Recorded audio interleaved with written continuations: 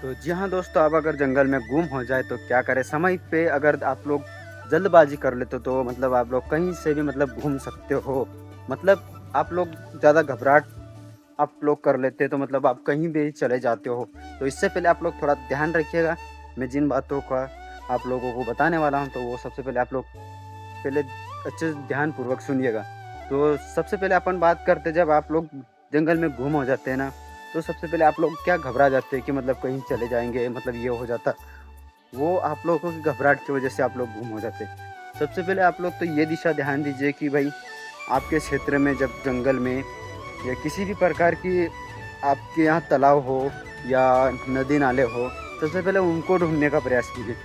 वरना आप लोग कहीं से भी, अगर वो आप लोगों को सबसे पहले तो वो नॉलेज होना बहुत ज़रूरी है।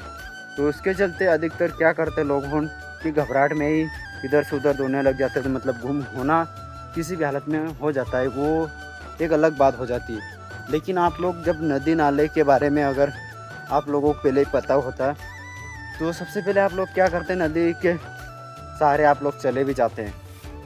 लेकिन अगर जंगल में जब नदी नाले या मतलब कुछ भी नहीं हो, वैसी जगह में क्या करें। तो सबसे पहले आप लोग ये ध्यान दीजिए कि दिन किस टाइप में उगता हो, जो सूरज उगता हो ना, सबसे पहले उससे ध्यान दीजिए। जब आपका घर किस प्रकार से होता है उसको माइंड में बिठाइए। सबसे पहले मतलब आराम से सोचिएगा। अगर आप लोग घबराहट में सोचते हो तो मतलब कहीं भी चले जा सकते हो।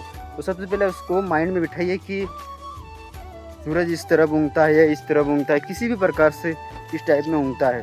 तो सबसे पहले उसको रिपीट कीजिए कि सूरज किस टाइप में उगता है, हमारा घर किस टाइप हो सकता है, वो किस दिशा में हो सकता है।